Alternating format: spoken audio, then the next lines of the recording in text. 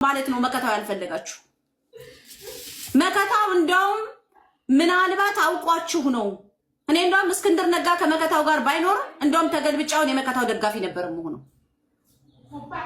መከታው ከመከታው የባሰ መከታው ምን አደረገ በቃ መከታው በራሱ መንገድ እየሄደ ነው ያለው መከታው ምን አረጋችሁ ከመከታው ጋር መስማማት ነው ጠረጴዛ ላይ ቁጭ ብለ ምክንያቱም ሁላችሁም መከታው ምን አረገ አስመሳዮች ውሸታሞች ወሬኞች ምቀኞች ናችሁ በአብዛኞቹ ማለት ነው ምን አረገ መከታው ከመከታው የባሰ አብረን እንሰራለን እያላችሁ በጀርባ ማለት ነው ሴራ ስታሰሩ የገዛ ወንድሞቻችሁን ስትገፉ ስታሳድዱ የተገኛችሁት እኮ እናንተ ናችሁ መከታው ያለው ቀየው ላይ ነው ቀየው ላይ ነው ስራውን እየሰራ ያለው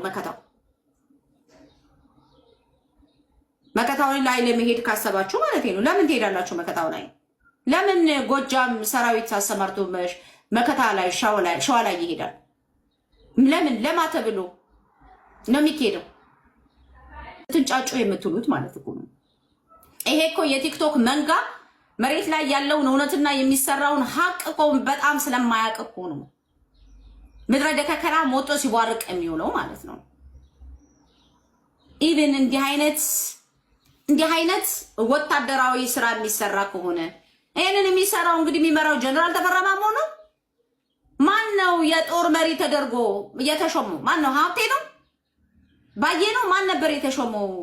ማን ነውስ ከመቼ ነው ድርጅቱ ከመቼ ነው ተቋቁሞ 1000 ሰራዊት ተዘጋጅቶ ወደ ሸዋ ከጎጃምና ከቤት አማራ ለምንድን ነው ከጎጃምና ከቤት አማራስ ብቻ ሰራዊት ወደ ሸዋ የሚሄደው ጎንደር ለምን ይለያል ሸዋ ለምን ይለያል አማራ አይደላችሁም እንዴ ሁላችሁ ከአራቱም አቅጣጫ አንድ ሰራዊት አማራዊ ሰራዊት ሰርታችሁ ሚሽን ወደሚሰራበት ቦታ ልካችሁ መንደርን ደም ላለመቃባት ነው እንጂ መሄድ ያለባችሁ ከሸዋ ጋር እኮ ቤት አማራ ስራ ጀነራሉ ራሱ እኮ የገባው እኮ ሸዋ ነው አይደለም እንዴ እኔ እንደውም ሸዋ ለምን ጀነራል ተፈራ ማሞ እንደገባ ቤት አማራ አይደለም እንዴ ተወላጅነቱ ጀነራል ተፈራ ማሞ ለምን ነው ሸዋ የገባው ግን መጀመሪያ